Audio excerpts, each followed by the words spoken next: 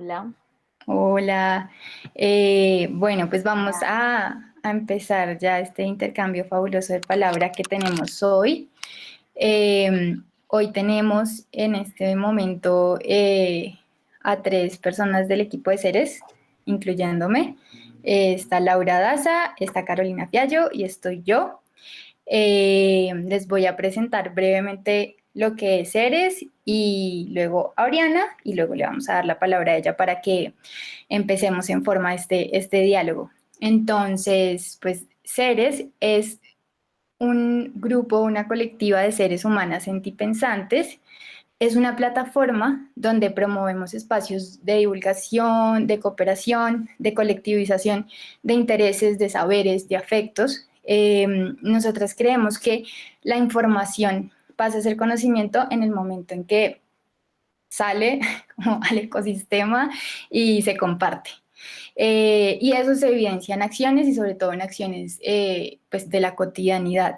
En Seres nos preocupamos y ponemos en el centro a la vida y estamos como concentradas en un activismo en torno a la idea del buen vivir.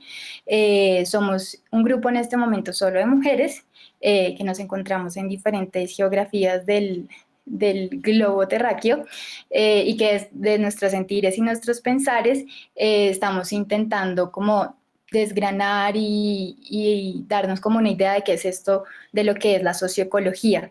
Lo que significa, por lo tanto, Seres como sigla es socioecologiar, poniendo a la ecología como un accionar, como una acción a propósito. Para entender esta acción es necesario, creemos que es necesario ser conscientes de nuestras cotidianidades, como lo decía anteriormente, pero no solo definidas dentro de lo que dice nuestro diploma y nuestros como saberes académicos, sino fuera de ellos, donde a veces como que la reflexión, si bien puede que no desaparezca, de pronto se corta y como que se profundiza menos. Entonces, un poco a eso es a lo que le intentamos apostar como seres, como seres sentipensantes que estamos vinculados como con este planeta y todos estos ecosistemas con los que cohabitamos. Por ese lado. Y por el otro lado, pues hoy les venimos a presentar a Oriana Zapata, que Oriana es una otra ser humana, siento y me atrevo a decir que también sentipensante, fabulosa. Oriana es antropóloga y feminista, está dedicada a temas relacionados con la educación, los derechos ambientales, económicos y culturales de poblaciones étnicas y campesinas de Colombia. Oriana es gestora educativa y territorial de economía solidaria en la Fundación Confiar, que si tú me corregirás, hace parte o está conectado con la cooperativa financiera Confiar. Y otro de los proyectos como que sé porque la he estoqueado mucho, dentro de también la cooperativa, es un podcast muy bonito, que les invito también que vayan a escuchar, que se llama Un Mundo Posible. Y pues nada, eso como abre bocas cortico. Quiero darle la palabra a pronto a Oriana. Bueno, antes de que empiece, quiero contar pues cómo funcionará todo este diálogo y la idea es que le vamos a dar la palabra a ella, pero los invitamos a que por el chat pidan la palabra o vayan haciendo sus preguntas y a lo largo como de la conversación, pues los vamos a invitar a que intervengan ustedes también oralmente y compartan reflexiones, preguntas en torno a este tema del que vamos a charlar hoy, que pues por eso le pusimos este nombre, que es Cuidar la Vida, Economías Solidarias y Feministas, y todo lo que hay como alrededor de esto en este contexto también y coyuntura en la que estamos de crisis de muchos aspectos. Entonces, pues sin más, voy a darle la palabra a Oriana y ya, el espacio es todo tuyo. Gracias por estar aquí, gracias a todos y todas por estar acá hoy. Hola, bueno, muchas gracias. Geraldine, muchas gracias. Gracias a Carolina, gracias a Laura, creo que son pues como las personas que están ahí enfrente. de este bonito proceso. Bueno, pues yo creo que ya como que la presentación estuvo súper bien. Muchísimas gracias por esta invitación. Me encanta pues como que hayan tantas mujeres, además veo que somos muchas y bueno, un saludo también a los chicos. Eh, bueno, pues a ver, a mí me gustaría mucho también que planteáramos este espacio como un espacio de conversación, como que no quiero como empezar a hablar porque yo puedo quedarme hablando un rato como un monólogo, pues, pero eso no me gusta tanto. Entonces, me gustaría mucho como empezar a hablar como del título de la conversación, pues que también lo construimos colectivamente, porque cuando me invitaron, pues me dijeron como, bueno, ¿de qué quieres hablar? Como, y la verdad es que yo, pues puedo echar carreta de muchas cosas porque me encanta hablar, pero sobre todo como en relación al cuidado o al cuidado de la vida y a la economía social, solidaria, cooperativa, feminista, todo eso me parece muy interesante, pero pues son muchos componentes, entonces me gustaría mucho también como que a través del chat pues vayamos ahí teniendo como una conversación, que de pronto vayan preguntando o proponiendo algunos temas. Yo pues esta primera parte la voy a enfocar sobre todo como en el título de la charla, eh, o de o de este encuentro, pero pues quisiera también como que pudiéramos tener más preguntas o bueno, en fin, entonces bueno, cuidar la vida, que creo que es algo importante ahora en medio de este panorama en el que nos encontramos y que creo que nacimos un poco en una sociedad y en una época en donde el cuidado de la vida no está siendo el centro de las acciones colectivas. Creo que tal vez en algún momento creímos que volver esto una acción individual funcionaba, como cuídate a ti mismo o protégete a ti mismo o en fin, digamos que esto se ha convertido también como en una insignia del mercado, por decirlo de alguna manera, ¿no? Como una estrategia de mercadear algunas cosas en relación al cuidado. Y creo que se nos ha olvidado colectiva, o, sí, yo creo que olvidado, porque no es que no lo sepamos, creo que es que colectivamente lo hemos olvidado lo que significa el cuidado de la vida, y creo que en eso las feministas han sido muy juiciosas, ha sido un trabajo increíble por parte del feminismo que me encanta pues como poder conversar de esto porque eh, nos debemos mucho a esos rescates de las luchas, creo yo, porque finalmente estas son unas luchas que llevan muchísimo tiempo sobre el planeta. El cuidado de la vida es una lucha histórica, no es algo nuevo, pero sí le debemos mucho, creo, al feminismo, como volver a traer ese concepto en nuestras conversaciones, pero también en nuestras acciones. Esto es algo que de pronto, pues claro, los movimientos de izquierda, los movimientos progresistas tal vez traigan a colación eventualmente, algo que nunca se ha ido de los movimientos indígenas, por ejemplo, que en los movimientos indígenas o en los movimientos del gran sur global, por decirlo de alguna manera, ha estado ese concepto del cuidado de la vida como una prioridad, o sea, como esta lucha por la tierra, por ejemplo, la defensa de la tierra no es la defensa por la propiedad privada, que creo que eso es muy importante tenerlo en cuenta porque muchas veces pues como desde las corrientes de ultraderecha o de derecha, pues se ha pensado que la defensa de la tierra es una lucha por tener un pedazo de tierra, como si fuera ese el gran concepto de los terratenientes, ¿no? Finalmente no ese es el concepto del gran sur global y creo que eso es importante tenerlo también presente aquí, que eh, la lucha por la tierra es una lucha por el cuidado de la tierra. Finalmente, le debemos históricamente a las poblaciones indígenas la manera en la que han convivido con el territorio porque culturalmente tienen una concepción distinta de lo que significa habitar el territorio y eso es importante en la medida en que culturalmente para nosotros y nosotras en las ciudades tener tierra no es lo mismo que para un indígena o una indígena tener tierra, ¿no? Y eso nos tiene que decir mucho del tipo de relación que estamos creando con el entorno en el que vivimos, porque creemos que tener tierra es tener una propiedad privada, cuando en realidad lo que significa para las comunidades ancestrales o para las poblaciones ancestrales afrodescendientes indígenas, por ejemplo, en este gran sur que es América Latina, pues ha significado también poder conocer la naturaleza, ¿no? O sea, se han permitido una relación estrecha con la naturaleza. Por supuesto, algunas corrientes habrán romantizado o habrán idealizado, eso suele suceder, es absolutamente normal, pero creo que es importante tener en cuenta que más allá de la romantización y de la idealización, sí hay un verdadero cuidado de ese territorio, sí hay unas verdaderas estrategias culturales de relacionamiento con los territorios que olvidamos en las grandes ciudades, que se ha priorizado la vida en la ciudad de una manera yo diría que insostenible en este momento. La vida modelo que se nos implementó, se nos impuso a, a las personas de clase media alta, porque podemos decir incluso que las clases más bajas han sufrido un proceso de migración del campo a la ciudad, porque también esto se ha visto reflejado como un ideal a cumplir.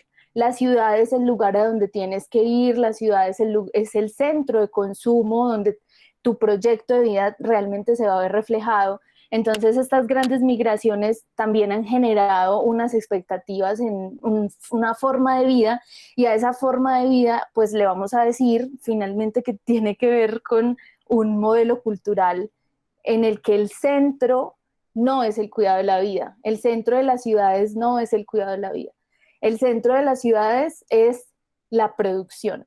Entonces, bueno, por ahí empieza esa conexión con lo económico, ¿no? Porque cuando hablamos del cuidado de la vida, también nos tenemos que hablar de lo que significa la producción. Pues porque el concepto de la producción, en el caso de las personas que habitamos las ciudades, es central. Es decir, no hay una razón distinta para habitar una ciudad, al menos en este momento en el que estamos, pues que no tenga que ver directamente con una forma de vida laboral. Entonces es muy importante también el concepto de trabajo que se establece desde las ciudades, y ese es un concepto que está atravesado por un tipo de economía específica, que es un tipo de economía muy distinto a la economía que podemos ver en territorios rurales, en territorios étnicos. Es una relación absolutamente distinta, y yo creo que por eso es tan importante entonces empezar a entender a qué nos referimos con que hay una crisis de la reproducción, y por eso ahí entra el feminismo también. Entonces, las ciudades tienen como centro la producción, pero también tienen como centro la acumulación. La acumulación de capital es fundamental para la vida en las ciudades. Eh, es muy importante entender entonces que la crisis de la reproducción surge en el momento en el que olvidamos o decidimos olvidar, que también es una postura muy política, creo que también hemos decidido olvidar qué es lo que sostiene la producción, porque si la vida en las ciudades depende casi que centralmente de la producción y casi que centralmente de la acumulación, entonces, ¿qué es lo que estamos olvidando allí? ¿Qué es lo que está sosteniendo la vida en las ciudades, no? Porque tenemos claro que, por ejemplo, en territorios ancestrales, pues yo digo territorios ancestrales, pero estoy refiriéndome al campo, básicamente, que es, pues claro, las ciudades también pues, son territorios ancestrales, pero digamos que ya han sido profanados. Bueno, eh, entonces, digamos que la vida en el campo, la vida en la ruralidad, la vida de las poblaciones ancestrales o de las poblaciones étnicas tienen una concepción central de el relacionamiento con la vida, porque pues si tú no sabes cómo leer la naturaleza en el campo, estás muerto, literalmente. Necesitas entender cuáles son cambios climáticos, cuáles son las fechas de, no sé, de cosecha, de siembra, dónde está el agua, dónde se puede cultivar, dónde no. Entonces esa relación directa con la naturaleza nos genera, nos activa como una relación con ella, que no es una relación directamente centrada en la acumulación o en la producción, que sí es lo que pasa en las ciudades, que son estos grandes centros profanados, o bueno, vamos a decirle estos grandes centros urbanos, en donde el centro ya no es el relacionamiento con la naturaleza, sino con la producción y con la acumulación. ¿Qué pasa en las ciudades? Que se impone un tipo de economía que es principalmente capitalista y que trae consigo, bueno, y por supuesto también colonialista, ¿no? Porque tenemos unos modelos de acumulación que son bastante agresivos y enfocados en la explotación, no solo de la naturaleza, pues digamos también de los cuerpos. Y eso es algo importante porque nuestra forma de vida está basado absolutamente en a qué le podemos sacar más jugo para que podamos tener una economía estable. Yo creo que llevamos, no sé cuánto, voy a hablar solo de Colombia, pero no sé cuánto llevamos eligiendo, hablando de política electoral, eligiendo el mejor modelo económico. No estamos eligiendo nada más que eso. ¿Cuál es el mejor modelo económico? El que nos puede dar sostenibilidad económica, el que nos puede dar la posibilidad de producir y de acumular. Si eso no nos lo permite el modelo, el presidente de turno o el gobernante de turno, no nos sirve.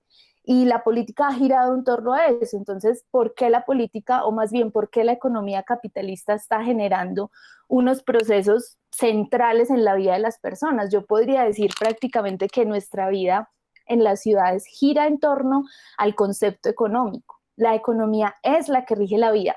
Y bueno, aquí, digamos, Silvia Federici me podría regañar un poco porque ella dice que en la vida real tenemos que dejar de especializarnos, es decir, la academia nos ha partido la cabeza en pedacitos y nos ha dicho, esto es economía, esto es política, esto es antropología, esto es ingeniería, pero pues hay algo muy interesante en su tesis y en su caminar, y es que ella dice, hay que dejar de especializar la vida, en todas partes hay economía, en todas partes hay ingeniería, es decir, cuando salimos a la calle, después de cuadricularnos la cabeza, nos damos cuenta que todo está en un mismo lugar. Entonces, ese lugar, digamos, en el que ella hace el análisis principal, que yo me uno mucho a esos análisis de Silvia Federici, pues comienzan un poco también en la casa. Y entonces, ¿qué pasa en una ciudad y qué pasa en una casa? Esa es una gran pregunta, incluso podemos decirlo en territorios rurales, porque también en los territorios rurales hay un espacio de lo público y de lo privado. Pero bueno, digamos que este tipo de economía en el que estamos nos ha especializado, nos ha dicho que dependemos de una forma de producción. Las formas de producción son fundamentales, cómo producimos es fundamental y dónde estamos las mujeres en esas formas de producción. Entonces ahí es cuando empezamos a dividir el mundo entre lo público y lo privado, al menos en la vida en las ciudades. ¿Quién hace qué? Y esa división sexual del trabajo sigue siendo fundamental. Esa división del trabajo atraviesa la vida eh, y sobre todo atraviesa la vida de las mujeres, porque hay unas leyes que rigen las grandes ciudades, pero esas leyes están pensadas para el mundo de lo público. En la casa la ley la pone el que gana, el que gana plata, ¿no?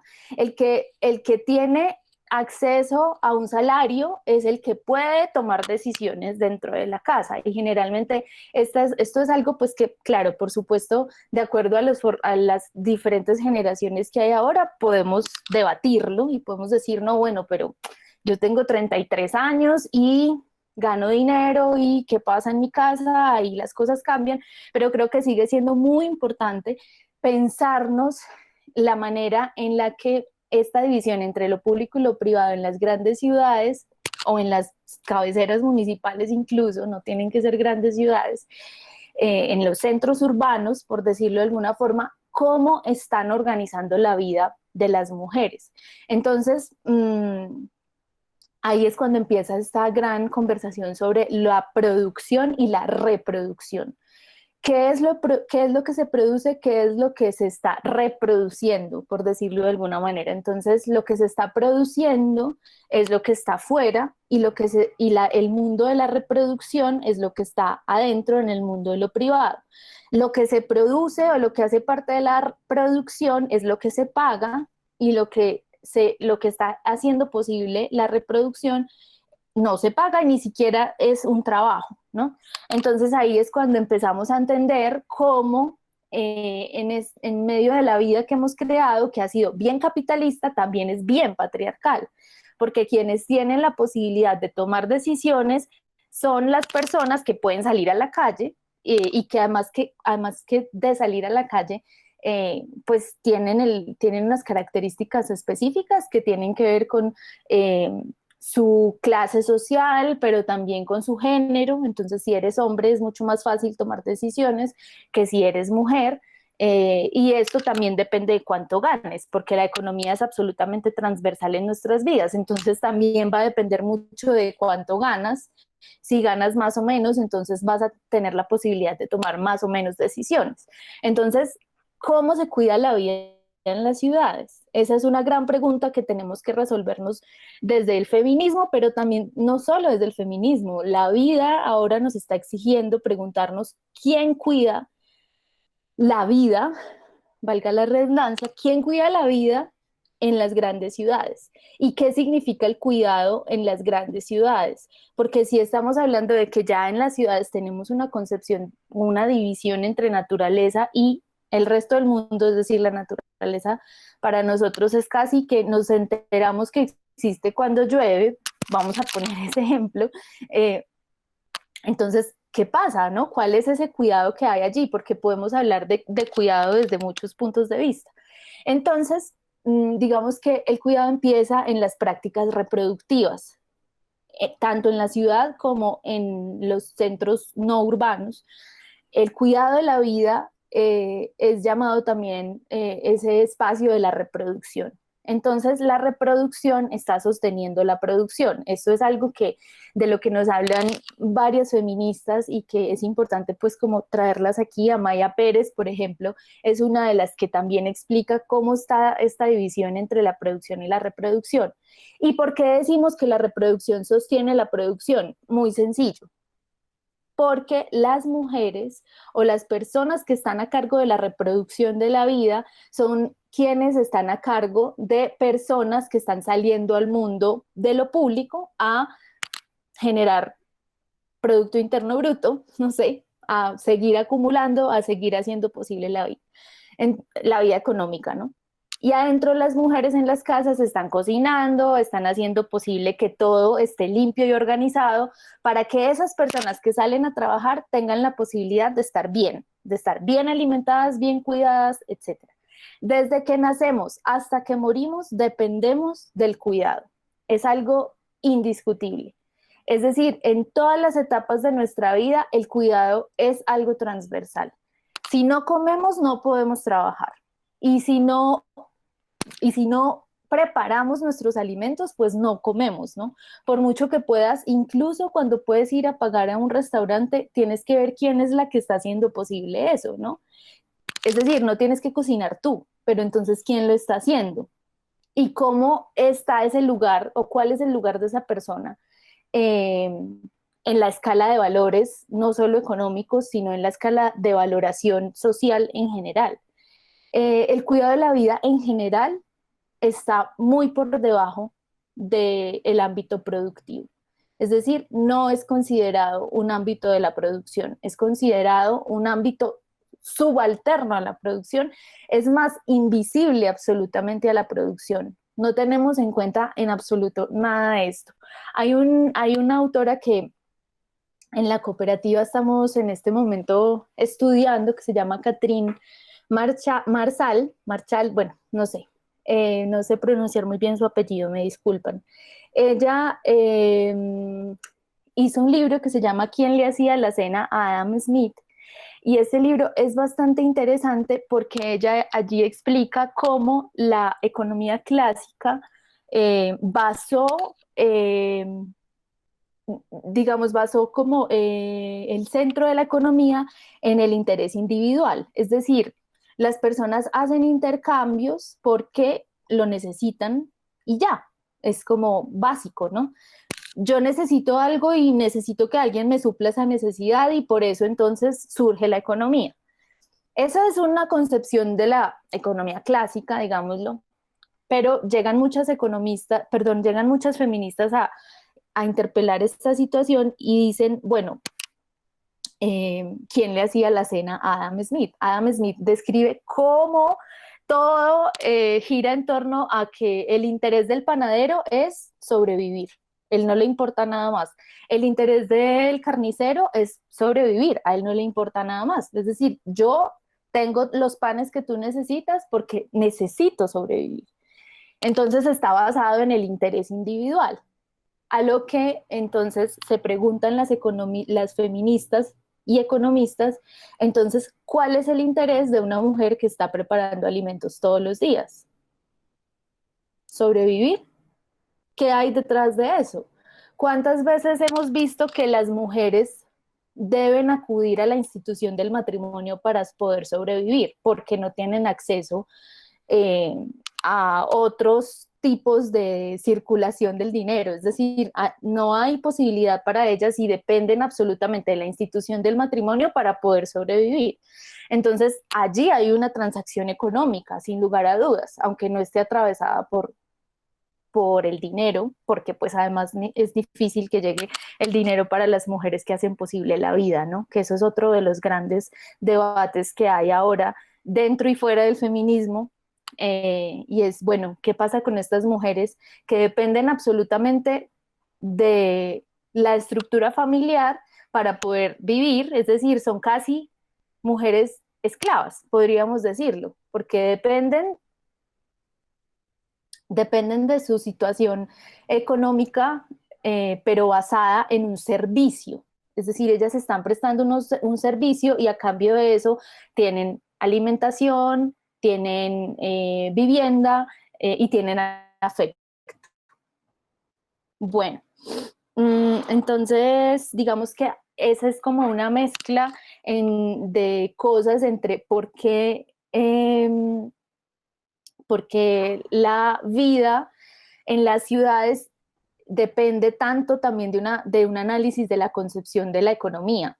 Es absolutamente Mariana, dependiente. te voy a cortar un segundo porque estás compartiendo tu pantalla. No sé si intencionalmente o no. Creo que fue Pero Carol. yo, No, Fue Carol y Ah, ya dejó de compartirlo, yo ya le había ok, perdón la interrupción. no, tranquila. Igual, pues ya creo que también va siendo hora de que, pues no sé, vayamos conversando. Eh, bueno, entonces digamos que voy a decir algo importante como para ir cerrando esta primera parte, y es que eh, el cuidado de la vida sí necesita una mirada desde el feminismo, pero también necesita una mirada eh, bastante crítica desde lo que hacemos dentro y fuera de nuestras casas, ¿no? Porque creo que el sostenimiento de la vida no está tenido en cuenta, no ha sido tenido en cuenta en muchos aspectos para todos nosotros y nosotras que habitamos ciudades o centros urbanos. Y también creo que es importante que entendamos que mmm, hay como un enfoque en la acumulación que nos ha hecho perder una conexión con los principios y los cuidados de la vida, que eso también es bien importante. Es decir, como el cuidado de la vida no está inserto en el mercado laboral, es decir, como no hace parte del mercado, entonces no es tenido en cuenta como algo absolutamente indispensable para vivir. Es decir, en el mercado laboral no se incluye la preparación de alimentos en tu casa, entonces en esta medida eso es irrelevante. en el mercado laboral no está incluido la crianza de los hijos, entonces en esa medida eso es absolutamente irrelevante, porque no está aportando al mercado laboral, pero también porque no está aportando a la acumulación de dinero, pero también porque no está siendo parte de esa conversación entre política y economía de la que tanto dependemos. Entonces, digamos que hay que traer estas conversaciones aquí y hay que entender además algo, y es que la reproducción de la vida no solamente es cocinar y la reproducción de la vida no solamente es lavar ropa. Por ejemplo, algo muy importante es que, aunque lo es absolutamente, y creo que lo hemos subvalorado lo suficiente como para hablar despectivamente de ello, pero también el cuidado de la vida, o más bien la reproducción de la vida, incluye esas acciones en los territorios por la defensa de la vida. Eso también es una acción, claro, que está en el marco del cuidado y en el marco de la protección, pero que hace parte de una tarea de reproducción, porque está haciendo posible que hayan unos intercambios políticos para que la vida sea defendida.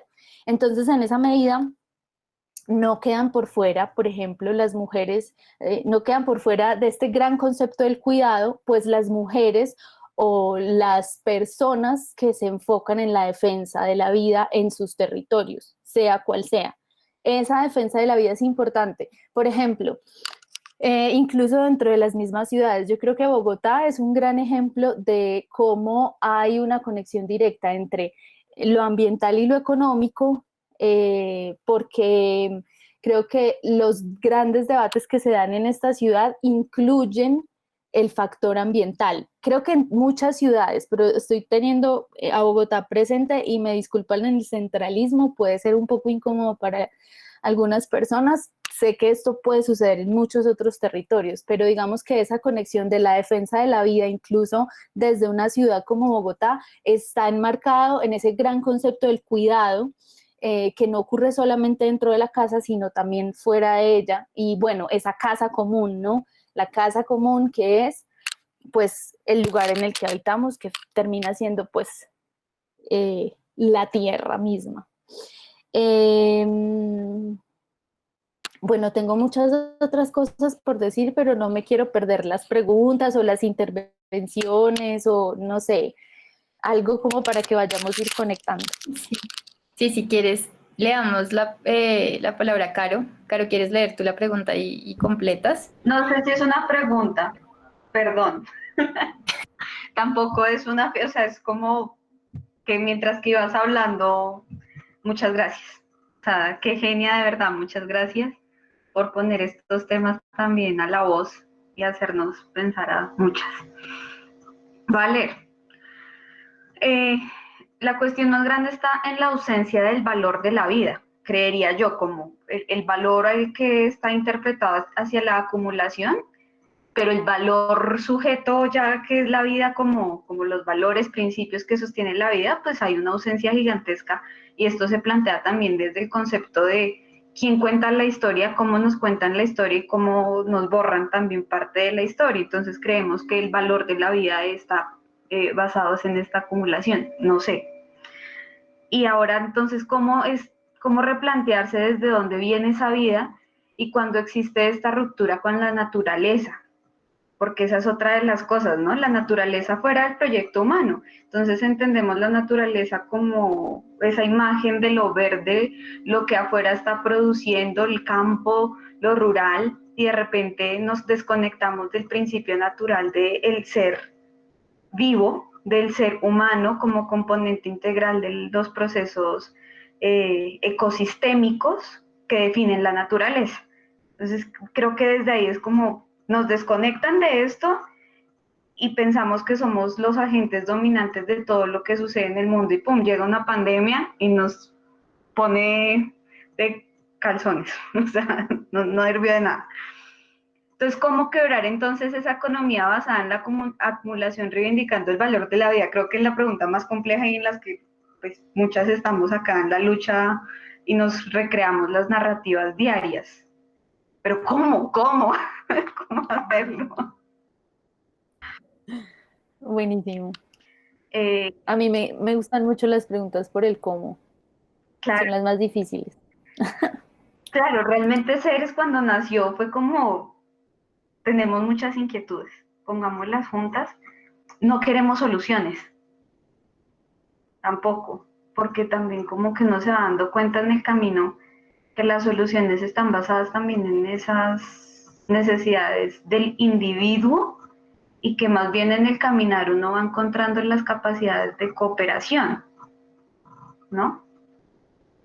Sin embargo, yo sí siento que hay una gran manipulación de nuestros modelos de nuestras formas de vida y como nosotros estamos creando también en este momento nuestros proyectos de vida, de ser humano, como que hay una lucha interna en las sociedades en generar como, como unas políticas de oposición a algo. ¿Y qué pasa si de repente lo que hacemos en vez de oponernos es emanciparnos nosotros mismos y ser nosotros los que damos el ejemplo y conectamos y volvemos a darle fuerza a este ecosistema basado en la vida? Punto. Y el que no, y el que pues está por allá llenándose los bolsillos, pues siga usted, hermano, pero pues por acá nos estamos descuidando. No sé. Lau también dijo algo ahí. O no sé tú qué opines, Oriana. ¿Toma? Bueno, pues no. Yo creo que es grandísimo, o sea, está buenísimo eso porque el cómo a mí me encanta, siempre me pregunto mucho por el cómo. Luego pueden venir otras preguntas, pero esa para mí es fundamental y creo que por eso me gusta tanto la economía social y solidaria, porque yo he descubierto que definitivamente el centro de la vida se ha convertido en analizar cómo funciona la economía. Aunque nos neguemos a hacerlo, de alguna forma ese es el centro políticamente hablando ahora, pues si nos juntamos todos y todas, claro, vamos a tener unos principios y unos valores allí, pero mientras que eso no compita con la economía, podemos vivirlos tranquilamente. Pero si eso empieza a competir con lo que muchas veces incluso a eso lo hemos llamado como pelear con la cuchara, ¿no? Cuando uno eh, decide hacer algo que quiere hacer en la vida y siempre termina no haciéndolo porque no puedo, es que tengo que ganar plata, porque eso es lo más importante. Si no tengo plata, no puedo vivir, es así de sencillo. Entonces hemos llegado al punto en el que las políticas neoliberales atacan con demasiada fuerza la vida y de verdad que es algo, esto es algo que a mí me encanta de Amaya y es que eh, ella habla de la oposición capital-vida y esa es una oposición que a mí me encanta estudiar porque, claro, porque es que si tú estás del lado del capital, estás oponiéndote a la vida en muchos sentidos.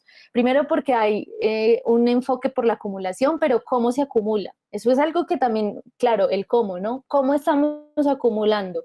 Estamos acumulando a través de la explotación de la naturaleza, estamos acumulando a través de la explotación de los cuerpos, porque pues para nadie es un secreto que existe una medida de explotación fundamentada en que para enriquecerse hay que ser absolutamente un explotador, pues, o sea, tú tienes que, esto se me olvidó la palabra que es tan importante, bueno, ahora la recuerdo. Cuando uno trabaja más y con eso se enriquece el patrón, se llama,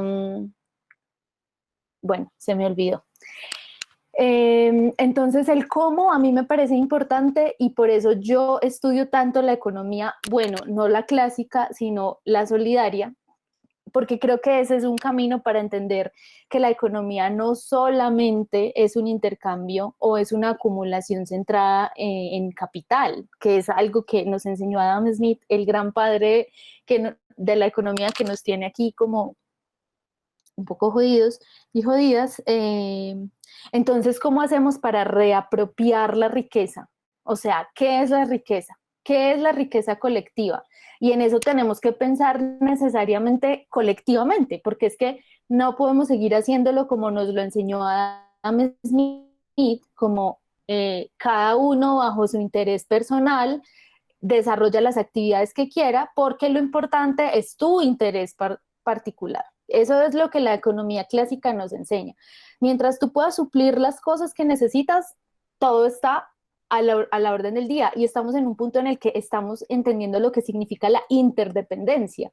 Es decir, no somos seres dependientes, no somos seres autónomos, necesitamos de otros y otras para poder vivir, y cómo estamos involucrándonos con esas personas, cuáles son los contratos sociales que estamos estableciendo con las personas, y no solo con las personas, con la naturaleza. ¿Cuál es el contrato social que establecemos con la naturaleza y bajo qué criterios estamos estableciendo esos relacionamientos y por qué lo estamos haciendo de la manera en la que lo hacemos? Y esto es una pregunta que, claro, empieza de manera particular, pero es colectiva, se colectiviza porque somos seres interdependientes. Entonces creo que el cómo, desde mi punto de vista, es la resignificación de la riqueza. Creo que ese es un primer paso. ¿Qué es la riqueza y qué es la riqueza colectiva? Y cómo la riqueza colectiva es posible, cómo la hacemos posible, y qué tipo de relaciones estamos estableciendo que no están atravesadas por el dinero. Porque creo que como se ha vuelto central y como ese es el centro de todos los debates, es más, yo estoy segura, yo llegué a un punto de mi vida en el que mi reflexión inicial fue: yo no soy lo que trabajo, yo no soy una persona que trabaja. Y eso es algo, es decir, es algo que nos tenemos que empezar a pensar: ¿qué es el trabajo? Porque no, en este momento no estamos absolutamente perdidos en él. Porque es que el trabajo es la base de la producción y es la base de la acumulación. Entonces nuestra vida gira en torno a lo que a nuestros salarios, o sea, básicamente gira en torno a lo que podamos hacer día a día económicamente por nuestras vidas. Es tanto así que el concepto de ciudadanía no existe si en tanto tú no ganes algo diariamente. Si no tienes un salario, no importa, gana algo. Gana algo para que puedas ser un ciudadano. Gana algo para que puedas tener salud, gana algo para que puedas estudiar, gana algo para que puedas moverte por el mundo. Entonces, claro, nuestra vida está centrada en los intercambios de dinero, pues económicos, pero también en la manera en la que producimos ese dinero, que es trabajando. Entonces, ¿cuál es nuestra relación con el trabajo? Y entonces, ¿qué pasa con esas personas que no tienen un salario? ¿Qué pasa con esas mujeres que están en la casa cocinando para todo el mundo y no tienen un salario? ¿Son ciudadanas o no son ciudadanas?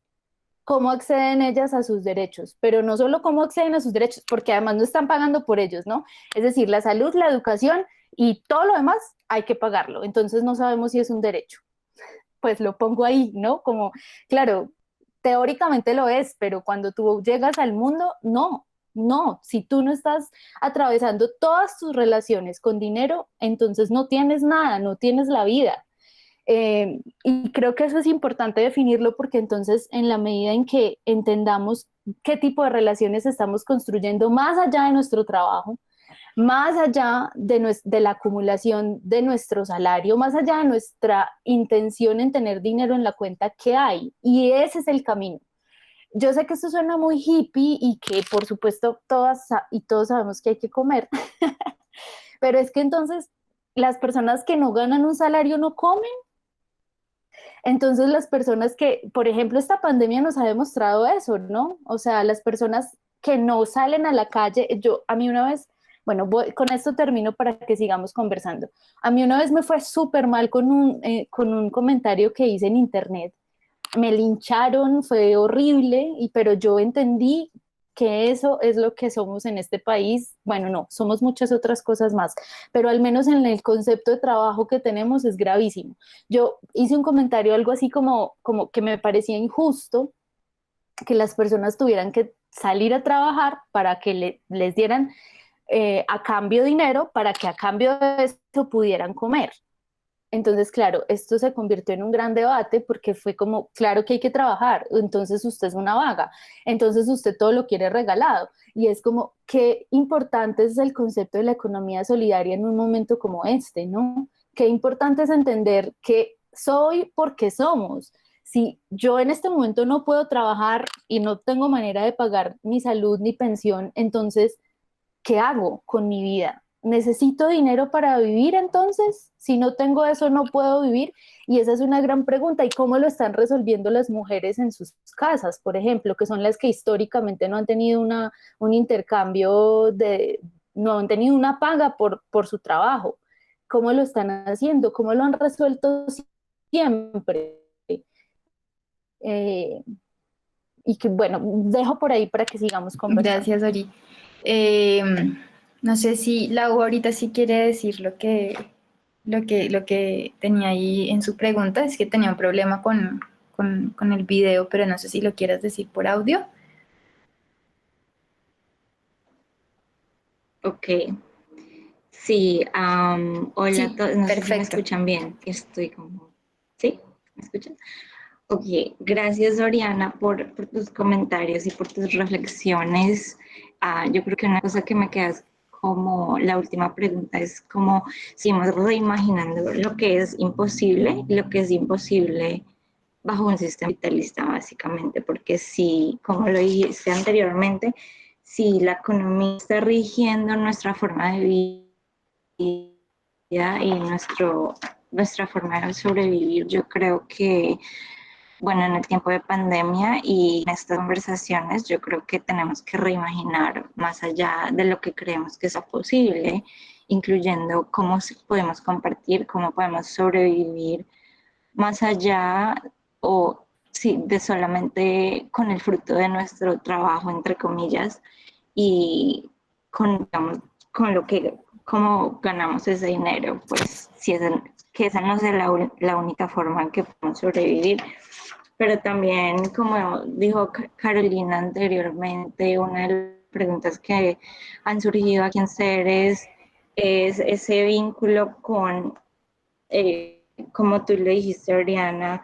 de cómo la economía explota o la vida en la ciudad explota los cuerpos y explota la naturaleza, pero como otra vez esa pregunta de cómo podemos como reivindicar que somos parte de la naturaleza y es las preguntas de de la socioecología y que nos hacemos en Ceres y cómo tal vez reimaginando una forma de vida en la que no está regida a través de la naturaleza, sino de tal vez esa relación entre los seres, no solamente los seres humanos, sino también los seres de la naturaleza en general. Creo que sería un buen punto de partida para reimaginar esa economía solidaria. Y por otro punto me parece interesante la forma que dijiste que la ciudad, como que estoy buscando mis notas, sí, como vemos la ciudad como un ideal a cumplir cuando no estamos en ella, y también un poco con las relaciones de poder que hablábamos, como que el que se gana la plata es el que puede tomar la decisión. Y curiosamente, en las ciudades estamos viendo, bueno, no sé, yo vivo en California y estamos pasando por un momento político súper complicado y difícil, pero vemos que las corporaciones, que son las que tienen el dinero para financiar campañas políticas, y ellos son los que entonces rigen de cierta manera las decisiones que se toman a nivel local, a nivel nacional, a nivel global, incluso lo estamos viendo con las corporaciones grandes como Google y Amazon, o sea, son extremadamente grandes de una dimensión que es demasiado exorbitante y en el que se pierde esa pregunta de, ok, ¿para qué necesitamos esa acumulación? ¿Y para qué necesitamos esa explotación tan extrema, ya sea de seres humanos, de seres y de otros seres en general? Es como lo que se me vino a la mente, es como esa pirámide de poder basada en cuánto ganas y sí, en cuánto ganas y en el que está haciendo el dinero. Entonces no sé si alguien más quiere intervenir con respecto a eso, pero eso fueron como mis reflexiones. Ori, ¿quieres? Bueno, Laura, muchas gracias. Sí, es que me inspiraste un poco como a hablar sobre una cosa que a mí me parece súper importante y es la utopía. Y pues como esto de soñarnos otros mundos posibles, me parece que es increíble. O sea, yo soy muy nueva en el mundo de la utopía, debo decirles, aunque soy Sagitario, que soy bastante optimista con la vida y a todo me parece posible. Bueno, en fin, aunque tengo un cruce con Luna en Escorpio que me lo impide, en fin.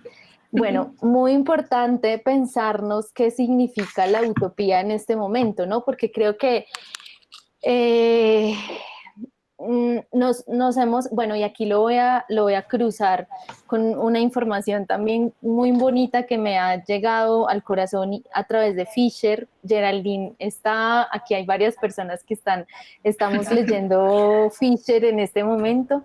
Mark Fisher es una persona que se piensa críticamente un mundo posible y yo creo que eso es importante hablarlo en este momento porque digamos que basados un poco como en la idea de mercadear la esperanza, hay que tener cuidado con eso, ¿no? Porque es que la esperanza es fácil de mercadear, todos estamos necesitando beber un poco de algo posible que no sea este mundo horrible en el que estamos, entonces se hace muy fácil mercadear la esperanza y esto se hace, por supuesto, a través de productos que puedes consumir.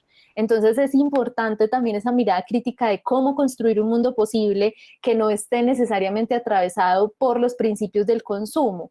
Y es difícil, es difícil. Yo no lo he logrado, tal vez lo habrán logrado personas muy genias e increíbles, pero esto no significa que no podamos lograrlo. Es decir, como también dejar de darle esa importancia y ese lugar al patriarcado y al capital, que son quienes son como esos dos grandes, bueno, y vamos a meterle a esto el colonialismo, que son como esos grandes monstruos que nos pisan la cabeza todo el día, todos los días a las personas que queremos construir un mundo distinto. Y nos hemos ganado fama ingenuas al creer que sí es posible empezar a tejer otro tipo de relaciones que nos lleven a lugares distintos a los que en el que estamos en este momento. Yo soy muy partidaria de pensar que esta pandemia nos la inventamos nosotros como seres humanos. Somos una especie que está habitando el planeta, sobrepoblando el planeta, y en la medida en que estamos sobrepoblando el planeta, estamos generando unas reacciones en masa, o sea, en masa y colectivamente estamos generando unas respuestas como de nuestras acciones y esto es un acumulado histórico del relacionamiento con la naturaleza, es decir, estamos enfocados demasiado en el modelo capitalista y patriarcal, o sea, no hay duda de eso, estamos tan enfocados en ello que pasamos por encima de nuestra propia vida con tal de seguir cumpliendo los principios y las expectativas de este modelo. Las expectativas, yo le decía a las personas con las que convivo, cuando me siento muy cansada de todo lo que está sucediendo, siempre pienso en algo y es que hay que soltar esto, hay que soltar este modelo y eso da mucho miedo porque no sabemos qué vaya a pasar, es decir, muchas personas dicen como deja de ser tan ingenua, que de esto no se sale, no hay nada por fuera de este modelo. ¿Y qué pasa cuando decidimos soltarlo, ¿no? Que creo que eso es importante, es como es hora de soltar este modelo y hay que hacerlo aunque estemos, voy a decirlo groseramente, estamos cagados del susto y cagadas del susto, es como no sé qué vaya a pasar, pero hay que soltarlo. Entonces, me parece importante que una manera de imaginarnos un mundo posible empieza por entender que es insostenible. Es insostenible el mundo como lo estamos viviendo ahora. Es decir, ya no tenemos más fuerza para seguir haciendo este tipo de cosas, no tenemos más fuerza para seguir consumiendo como estamos consumiendo, no tenemos más, no tenemos, por mucho dinero que tengamos, yo creo que ya no nos da la vida para hacer esto. Entonces, bueno, creo que es importante esa primera parte en relación a la utopía, que da mucho miedo, que es realmente un panorama lleno de cosas por hacer, es como un montón de trabajo que hay por hacer y un montón de errores que tal vez vayamos a cometer, pero hay que seguir ese camino de hacer un mundo posible, o unos mundos posibles, como lo dice también Arturo Escobar, que me gusta mucho también esa postura de que es que no solo es un mundo posible, porque entonces nos vamos hacia el totalitarismo y entonces este es el mundo que hay que hacer, sino pues bueno, es que esto es plural, somos un montón de personas muy distintas, y hay que entenderlo también desde la pluralidad. Bueno, y la segunda parte es en relación a, que me pareció también súper importante que lo mencionaste, en relación a la forma en la que las mujeres, o bueno, es que esto es un poco complejo, creo que tiene como de largo y de ancho, y es que el movimiento capitalista, por decirlo así, o sea, como este gran modelo, nos ha instaurado unas formas de relacionamiento que nos atraviesan el cuerpo en todos los niveles y en todos los sentidos. Este asunto de que las mujeres dependan económicamente, y cuando digo económicamente no estoy diciendo solo desde el dinero, que eso es algo que he entendido desde la economía social y solidaria, que la vida es posible gracias a los intercambios que tienes con las personas, y eso es economía. En la medida en que tú recibas algo de alguien que tú no puedes hacer o que tú no tienes cómo conseguirlo y eso llega a ti, eso es una transacción económica. Lo que pasa es que lo hemos todo disminuido o lo hemos reducido todo al dinero. Y resulta que en el cultivo de las relaciones sociales hay economía. Y eso es algo muy importante y muy bonito. Miren que yo estoy como muy en desacuerdo con, con que tengamos como unos intercambios extremos de, no sé cómo decirlo, como cuando se nos va la mano halagando a las personas, sí, eso tiene como un montón de nombres y de palabras. A mí me cuesta un montón entender cómo detrás de el relacionamiento hay un interés económico, como por ejemplo conseguir trabajo. Es decir, como yo necesito trabajo y entonces la relación que voy a construir contigo es una relación de halagarte al extremo, y ahí la relación, sin darnos cuenta que estamos construyendo, tiene el enfoque del dinero. O sea, sin darnos cuenta, es que ni siquiera nos hemos puesto, o tal vez sí lo hemos hecho, pero nos falta hacerlo mucho más colectivamente. ¿Qué pasaría si las relaciones que nosotros y nosotras construimos no están basadas en ese interés y en ese intercambio, incluso cuando necesitas sobrevivir y comer para ello, sino qué pasa cuando construimos redes y alianzas que no están basadas en el intercambio económico? Y eso es algo que nos lo enseñan muy bien las personas que nunca han accedido a un trabajo formal o que nunca han accedido a un salario oficial. Y por eso ahí es tan importante la vida de las mujeres. ¿Cómo han logrado sobrevivir las mujeres sin salario históricamente? ¿Cómo lo han hecho? Tejiendo redes. ¿Y cómo se tejen esas redes de relacionamiento? O mejor dicho, ¿cuáles son esas maneras en las que nosotros y nosotras estamos relacionándonos para hacer posible la vida? Y creo que ahí es importante entonces aprender que las mujeres históricamente han logrado ese tipo de cosas, porque sus vidas no han estado atravesadas necesariamente por el dinero, cosa que no significa que no lo necesiten, que no estoy diciendo eso y es algo que tiene que quedar muy claro. No es como, no, pues que sigan viviendo de redes de apoyo, pues no, no estoy diciendo eso, pero sí estoy diciendo que hay que resaltar la labor tan importante históricamente que las mujeres hemos construido a través del relacionamiento, y creo que eso es fundamental para entender cómo salir de esto, cómo salir de esta situación. Ahí está, ahí hay una información importante. Yo quiero decir algo Bueno, primero, gracias. Y segundo, a mí me encantan mucho este tipo de conversaciones porque siento que Ori habla como de una forma muy compleja y como que va tocando muchos temas al tiempo que son fundamentales y que uno muchas veces como que no las conecta. Entonces es en verdad como una forma de hablar muy, muy sistémica, diría yo, y creo que eso también es fundamental como para repensarnos y resignificar cosas. Yo iba a comentar o reflexionar, no sé, dos puntos que también creo que estábamos muy conectadas con Oriana, porque yo estaba pensando también en Fisher cuando empezaste a hablar en este momento, en esta última intervención, del tema de lo que leíamos sobre lo alternativo, ¿no? Y cómo se mercantiliza también o se comercializa tan fácil la idea de esas alternativas a y se cae como en una especie de trampas, entre comillas, muy bien intencionadas desde las personas que pueden, digamos, idearse ciertas cosas, pero que terminan también siendo eso, como más productos y más productos del capitalismo pregonando y diciendo ser que son como esa alternativa que a eso. Entonces, sí, y que lo comentábamos en uno de los grupos de estudio, y era como que igual tampoco está mal que existan ese tipo de ideas como que intentan pensárselas de alguna forma, pero siento que hay que ser muy críticos y autocríticos en ese tipo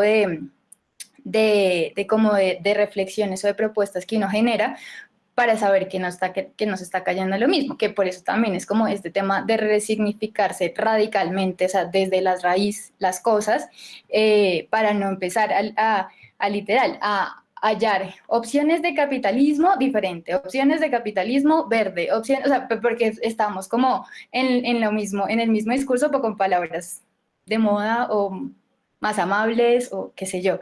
Entonces, nada, eso lo quería decir por un lado. Y por el otro, antes como de que se me pase, el tema también de la acumulación y el tema de las masas y de lo que hablas, como de que esta misma pandemia está como por el sistema y por cómo funcionamos y digamos por la forma en que producimos de una forma tan exacerbada las cosas que ni siquiera, o sea, que uno se pone a pensar como, sí, por un lado la sobrepoblación, pero al mismo tiempo también es como lo que se está produciendo en alimento ni siquiera es necesario para cubrir como el alimento de las personas que estamos, porque entonces ahí entra la desigualdad y es como mucho alimento se pierde, mucha gente se muere de hambre y empiezan a haber todas esas incoherencias del mismo sistema en donde yo el otro día leía datos que más o menos los granos que se producen para alimentar a los cerdos de la industria como porcina ya podrían como alcanzar para alimentar a la misma población. Entonces, un montón de incoherencias muy, muy locas y que siempre como que me vienen ahí al caso cuando uno lo relaciona pues con la crisis pues ambiental misma. Entonces, nada, quería como dar esos puntos, pero también agradecer a Briana porque estoy de acuerdo con muchas cosas, ella sabe que la admiro montones pues nada, quería comentar como esas cositas que van un poco con cosas de más antes, pero que no quería que se quedaran porque la conversación va avanzando como a otros temas. Y antes de dejarte otra vez hablar, quería aprovechar para leer como un par de cositas que han puesto o si quieren otras personas hablar. Entonces, pues Carolina había dicho una pregunta personal, no, no sé si sigue vigente o no, pero bueno, ¿por qué Oriana llega a esta postura, a estos sentipensares? Entonces, no sé si quieras comentar algo al respecto. ¿Quién yo, Oriana? Pues ¿por qué? Porque Oriana, Oriana, yo sé que por ti es por curiosidad. Oriana. Perdón, es que casi no me prende el micrófono. Bueno,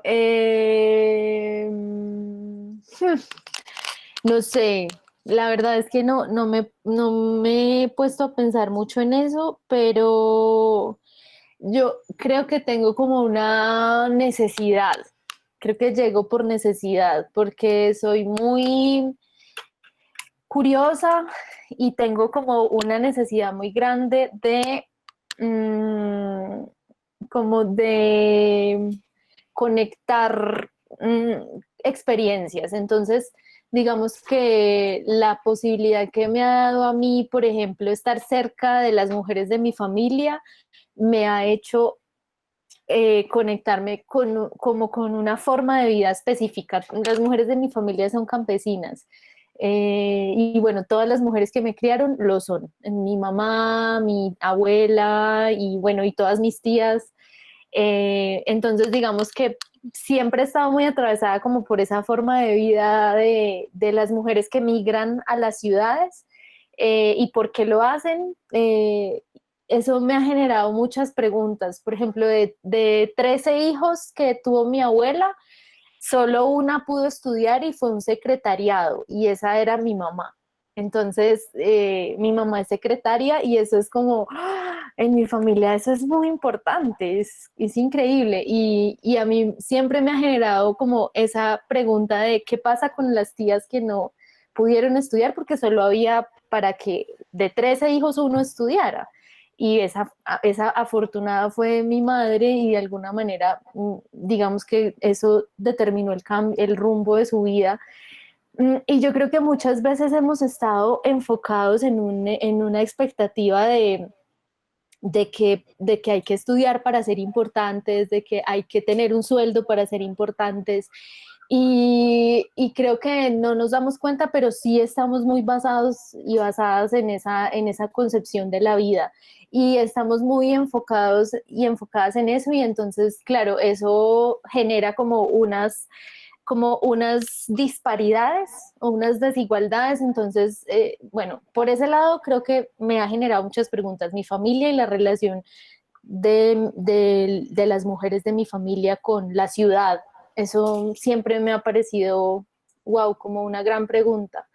Eh, y creo que también las preguntas que le he hecho a las grandes instituciones, eso también me ha generado o ha labrado mi camino hasta aquí, como hacerle preguntas al Estado, hacerle preguntas a la iglesia, hacerle preguntas a la educación, hacerle preguntas al matrimonio, hacerle preguntas a todas esas formas que se organizan, bueno, y que ahora puedo ponerles nombres y sí, como ubicarlas en un lugar, y esas preguntas me han traído hasta aquí. Y más recientemente le estoy haciendo las preguntas a la economía. Esto no es algo de siempre. Yo generalmente, o sea, yo estudié antropología y me enfoqué como en construir preguntas en torno a otras culturas, que eso también siempre me pareció como muy poderoso y muy potente. Luego ya me di cuenta que la antropología es bastante colonial y que yo he sido bastante colonizadora en muchos sentidos, cosa de la que pues no, en ese momento no sabía, entonces no me voy a dar palo. Ahora ya sé que eso, hay cosas que no están muy bien ahí.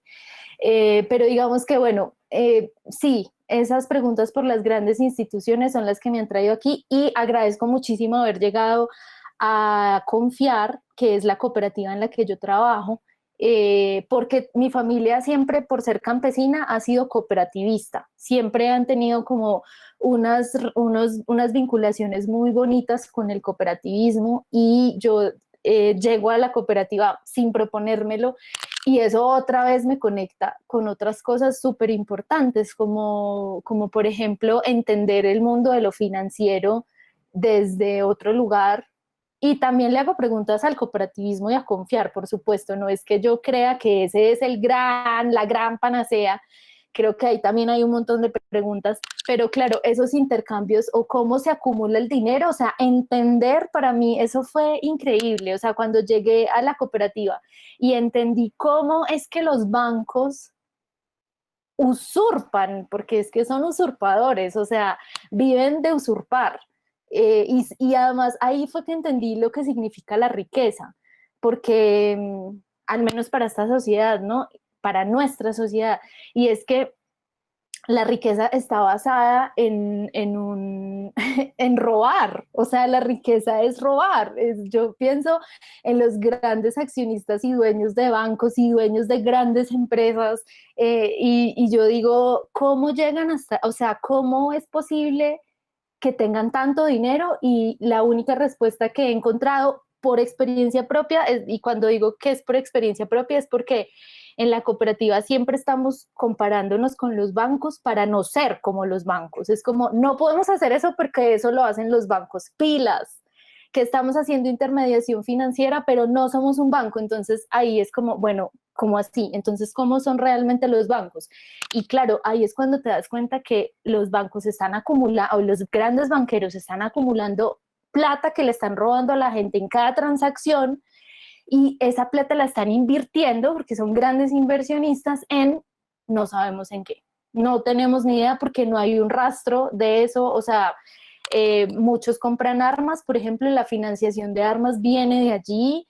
Es decir, en un país como Colombia podrían estar, yo espero que aquí no haya nadie que vaya a usar esto en mi contra, pero podrían incluso estar aportando a la economía del narcotráfico, no lo sabemos. Es decir, es como, ¿en qué invierten? No sabemos. Entonces, ahí es cuando todo este asunto por el interés de la economía se me despierta, porque el cooperativismo sí exige unas cuentas claras allí, en qué están invirtiendo los excedentes, por ejemplo, en qué se invierten los excedentes de cada transacción.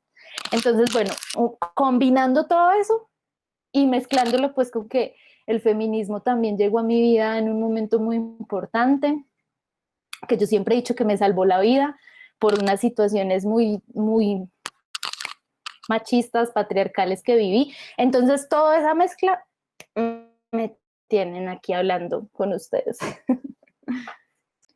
Bueno, yo le quiero dar un saludito a Carolina Dorado, que está por aquí.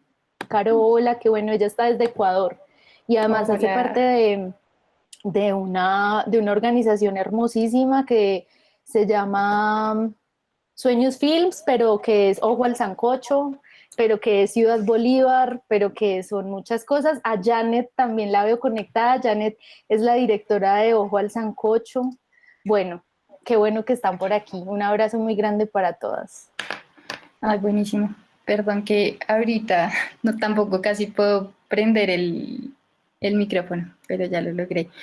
Sí, gracias a todos. Yo voy a leer un par de comentarios que estaban también de temas de más arriba para leerlos. Si alguien también quiere, digamos, aquí hay una de Sandra Pineda, si quieres hablar, cuéntanos, o si pues leo el comentario, tú me dirás. Hola, Sandra. Sí, Pero sí ella estoy. es tímida. Aquí estás. ¿Quieres leer tu comentario? ¿Quieres que lo leamos? No, léelo. Dale. Listo, vale. Dice, quitando el espacio a la naturaleza y generando espacios de producción masiva de porcinos y aves, estamos facilitando la posibilidad del tránsito de virus de animales a humanos. Ese comentario lo hice cuando Oriana estaba hablando eh, de cómo nos estábamos tragando todos los recursos. De hecho, es el comentario lo vi de todos los capítulos de una serie muy chévere que se llama Explained en Netflix. Sacaron unas especiales sobre todo el tema del coronavirus, y pues una de las hipótesis que se maneja es que el virus pasó de humanos, de animales a humanos, y en una de las explicaciones que daban precisamente hablaban de cómo este sistema de producción masiva hace que crees unos galpones donde tienes cualquier cantidad de cerdos, cualquier cantidad de gallinas, y te estás acercando tanto al límite de la naturaleza que obviamente esa línea se está volviendo muy delgada y fácilmente genera este cruce que el, el, el murciélago vuela, el murciélago caga, se lo come el cerdo lo procesa, al cerdo lo matan, se lo come el humano. Para mí fue un poquito como abrir los ojos a, a todo este tema de precisamente esta producción en masa que no tiene no quiere tener ningún límite y está básicamente agotando los recursos. Entonces sí, por eso fue cuando Oriana estaba hablando del tema, me acordé precisamente de todo esto. Sí, y también hablaste después, pues ya que estamos conversando contigo, Sí. sobre el concepto de oikónomos, que Sí, significa el gerente de la casa. ¿Quieres sí. contarnos sobre eso? Sí, de hecho, ahorita que me acordé del término de oikónomos, me puse a mirarlo, creo que abrí fue Wikipedia. Dios bendiga Wikipedia, porque hasta donde yo sabía, sí, el término significa la administración de la casa. Y yo estaba segurísima que la administración en ese momento de la historia la estaban haciendo las mujeres, no, pero ahorita que abro Wikipedia veo la sociedad griega era patriarcal y el gerente era el hombre y la mujer se casaba con él y llegaba a ser parte de su oiko, como de su grupo de su casa. Pero finalmente termina, creo que en lo que todas sabemos, que es que sí, efectivamente es un cargo de mercadeo, el señor es la cara amable de la familia proveedora, pero la que está haciendo el trabajo detrás es la mujer. Y me parece muy bonito tener en cuenta ese término. Creo que alguien también lo mencionó en los comentarios, que la economía no son solo finanzas y bancos. La economía es la gerencia del hogar y la gerencia de los recursos escasos. Y eso conecta con todo este tema que siquiera pues está explotado, de la economía del cuidado. Volvemos a la administración de la familia, a la administración de los recursos, no solo a la producción en línea, la producción en masa, y toda esta línea que conforma la ecuación de la demanda, en la que solo vemos que las familias consumen, pero no solo consumen, también administran sus recursos. Entonces, es muy bonito que todo conecte con lo que era inicialmente. Por eso les eché todo el carretazo en los comentarios. Muchas gracias, Sandra. Sí, y con lo que hablas de la idea de escasez, me hace pensar en algo que ya había dicho en uno de los intercambios sobre este concepto nuestro de la abundancia y de la misma escasez y de cómo lo tenemos claramente, como lo viene diciendo Oriana, tan relacionado como con el capital y la acumulación y el consumo, y cómo cortamos totalmente una idea de abundancia no sé, relacionada con los mismos ciclos que pueda tener la naturaleza y el alimento, que ya de por sí es abundante, pero que por nuestro chip de que lo abundante es otra cosa y es tener todo disponible en un supermercado brillante, bello y perfecto, pues entonces el contrario o el que sea como cohabitar y relacionarse con el ecosistema y con las otras formas de vida, que eso y cumplir con esos ciclos no lo sean. Entonces, y pues después de Sandra, Caro hizo un comentario citando a Galeano, que ¿quieres que lo lea o lo quieres leer tú? ¿Yo? Bueno, dice... El cuidado de la vida, más allá de las ideologías, es una transformación voluntaria. Bueno, esa parte sí fue como que iba a comenzar a hablar de una cosa, pero estaban hablando de las utopías y se me vino esto de Galeano, perdón. Ok, entonces dice, comillas, ella está en el horizonte. Me acerco 2 pasos, ella se aleja 2 pasos. Camino 10 pasos y el horizonte se aleja 10 pasos más allá. Por mucho que yo camine, nunca la alcanzaré. ¿Para qué sirve una utopía entonces? Para eso sirve, para caminar. Es una frase de Galeano, muy bella. Cristina Londoño, no sé si estás por ahí, si quieras leer tu comentario. No, léelo, por favor. Vale. Cristina habla y dice, la economía es la posibilidad de garantizar la vida y todas sus necesidades con relaciones justas, armoniosas y equilibradas entre las personas y de estas con la naturaleza. Se ha reducido y minimizado hablar de economía a las intermediaciones financieras, que son solo eso, un medio. Angie dice, estoy recordando algo que decía Kim Gordon, era algo como que el mundo cree firmemente que las mujeres estamos hechas, comillas, para sostener el mundo, no para aniquilarlo. Y Cristina volvió a decir, la economía es la administración de la vida en dignidad, por eso se adjetiva economía solidaria. Entonces, si quieres, Ori, comentar algo. Bueno, saludito a Cris, a Angie, qué bueno que están por aquí. Bueno, son compañeras cooperativistas, además ellas saben de lo que están hablando. Digamos que es muy loco. Yo creo que a las personas que miramos como críticamente el capitalismo, siempre hay como una tendencia a creer que hay bastante ingenuidad allí, ¿no? Es como, ay, sí, bueno, claro, ya estás hablando mal del capitalismo, suerte con eso.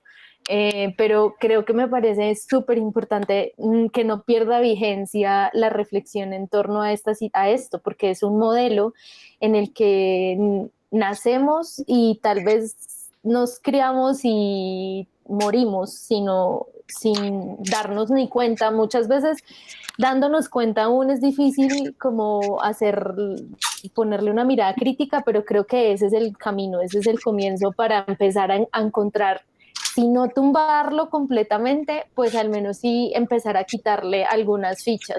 A mí me gusta decir que yo le robo gente a los bancos. Es como mi frase favorita de la vida, porque en efecto yo quiero robarle gente a los bancos. O sea, para mí, y por ejemplo, Paulo Freire, que es un gran pedagogo y una persona que se pensó el mundo desde lo popular, es decir, el mundo como lo vivimos casi a diario, porque los grandes privilegiados y los grandes terratenientes siguen siendo pocos al lado de todas las grandes redes populares que creamos. Y a mí me gusta mucho que él dice que hay una educación bancaria, es decir, hay una educación que está enfocada en la acumulación de conocimientos, acumulas y acumulas y acumulas conocimiento, con eso te haces un gran cheque al mes, de acuerdo, no necesariamente tienes que ser profesor, puede ser desde cualquier otra área de tu vida. Tú simplemente estás haciendo una transacción entre yo cobro por lo que sé y a mí me dan prestigio y plata por eso y punto. Pero también es como, ni siquiera a veces hay un intercambio de dinero. Muchas veces la educación bancaria consiste simplemente en generar unas posiciones de poder que vuelven al otro alguien inferior a ti, ¿no? Es como estás acumulando jerarquía, es decir, estás acumulando conocimiento o estás acumulando un montón de cosas solo para llegar al lugar en donde necesitas estar para dominar al otro o a la otra. Y entonces esa es una educación bancaria definida por Freire y creo que es una gran metáfora de lo que significa la vida desde la economía también, ¿no? Como pensémonosla más allá de esas intermediaciones financieras, como decía Cris, que además Cris es una mujer que por ejemplo, ella se dedica a hacer formación en cooperativismo dentro de la cooperativa, que eso me parece súper importante decirlo, porque creo que incluso cuando nosotros y nosotras llegamos a estas maneras alternativas de ver el mundo, necesitamos acompañarnos para poder ver cómo salir de allí, porque no es tan fácil. Es decir, nadie dijo que salir de este modelo de vida iba a ser fácil y este modelo de pensamiento menos, porque nos crían o más bien nos educan para bancarizar. O sea, nosotros y nosotras, aunque no seamos los grandes multimillonarios, tenemos unas prácticas que son bancarias y esas prácticas bancarias tenemos que analizarlas y por eso yo ahorita hablaba sobre esos capitales de afecto que vamos creando, pero solo con un interés de transaccionalidad económica y eso es bancario, es decir, eso es bancarizar las relaciones. Y con respecto al comentario que hace Angie, me parece súper importante eso de que las mujeres no estamos hechas para aniquilar el mundo, sino para sostenerlo. Eso me parece hermoso y me parece real porque, pero también creo que tengo ahí como bastante, como que me genera como contradicciones y paradojas, porque las mujeres sostenemos el mundo, pero somos una de las poblaciones más maltratadas, somos sujetos de abusos constantes, entonces lo estamos sosteniendo, sí, pero ¿a cambio de qué? ¿No? Es como, tal vez también estamos cansadas de sostener el mundo y eso también es importante decirlo, porque creo que la economía del cuidado, o mejor dicho, a mí no me gusta hablar tanto, es decir, sí, es la economía del cuidado, pero en general el cuidado, no solo desde la economía, sino el cuidado del mundo está en manos de las mujeres en un gran porcentaje. O sea, las mujeres somos las que activamente estamos sosteniendo la reproducción del mundo, es decir, somos las que estamos cuidando la vida en muchos niveles. Entonces, ¿qué pasa con eso? Como que nos acomodamos demasiado con ese rol, estamos absolutamente acostumbradas a que son las mujeres las que cuidan la vida y podemos cometer el error también de romantizar ese tipo de relaciones y eso conlleva a una explotación sistemática que no nos favorece y que nos empobrece, porque también se habla se me están olvidando todos los conceptos así súper finos hoy, perdón, de la feminización de la pobreza. Entonces, digamos que, ¿por qué las mujeres? Que es un concepto bastante duro, ¿no? Miren, si nos ponemos a hacer una relación entre maltrato intrafamiliar o entre violencia intrafamiliar y cómo eso directamente está relacionado con una violencia económica, nos vamos a sorprender ampliamente, porque ya lo decía Silvia Federici, estar en la casa, o sea, que nosotras seamos las que sostenemos las casas, pero no solamente dentro de las casas, sino incluso en el trabajo. Pensémonos en los trabajos para que nos pongamos en el lugar en el que estamos, sí, y que también podemos ponernos en el lugar de las mujeres que trabajan en los hogares. Pero nosotras estamos siendo más mal pagas que todos los hombres, ahí hay una violencia económica, y esa violencia económica Silvia Federici la describe como el disciplinamiento. A nosotras nos disciplinan para saber que siempre estamos un grado abajo, y ese grado abajo hace, y ese grado, pues como lo decíamos ahorita, la plusvalía, ahí está la plusvalía de nuestros cuerpos, la plusvalía de nuestro trabajo, es la que ha hecho posible que se sostenga el mundo en muchos sentidos, que haya un enriquecimiento para unos o que haya un reconocimiento para otros, aunque eso no esté atravesado por el dinero necesariamente o por la riqueza económica. Entonces estamos poniendo nuestros cuerpos, esos cuerpos son explotados y con base en esa explotación se sostiene el mundo. Y creo que ahí es cuando tenemos que llamar la atención y decir como hay que parar eso porque es sistemático y porque estamos cansadas y porque la relación entre violencia intrafamiliar, pero también la violencia en los espacios laborales es fuertísima. O sea, la violencia económica que sufrimos nosotras en espacios laborales, es decir, en la casa no nos pagan y hay violencia, pero en los espacios en los que nos pagan también hay violencia y ese disciplinamiento de nuestros cuerpos es lo que tenemos que pensar. ¿Cómo vamos a emanciparnos? Y por eso es que hay que pensarnos en una política emancipatoria, pero colectivamente. Colectivamente hay que empezar a emanciparnos. Y yo creo que ya eso, no es que haya que empezar, yo creo que ya empezamos en muchas medidas y a eso es lo que tenemos que agradecerle grandemente al feminismo, a los movimientos feministas, porque la emancipación empieza allí, en darnos cuenta que somos muchas, que hay unos patrones que nos están oprimiendo, unos patrones de comportamiento, pero también unos patrones de verdad que nos están disciplinando, ¿no? Porque también ahí en la casa, o sea, la relación que hay entre el obrero, como lo describe Silvia Federici, ella dice, el obrero, por muy oprimido que esté, no está más oprimido que su mujer. Entonces hay una opresión mayor que tenemos que revisar y esa opresión creo que también es la que nos ha hecho entender que la violencia intrafamiliar está basada en esa situación en muchos casos. En muchos casos yo te pego y te maltrato porque es que yo soy el que sostiene esta casa y porque tú no tienes ni voz ni voto. Y eso sí está atravesado por una violencia que está muy relacionado con lo económico. Pero en los espacios laborales es igual, es que yo gano más que tú, es que yo soy tu patrón, es que tú me haces caso a mí. Y es que si yo te mando a hacer tareitas que no te corresponden, las tienes que hacer.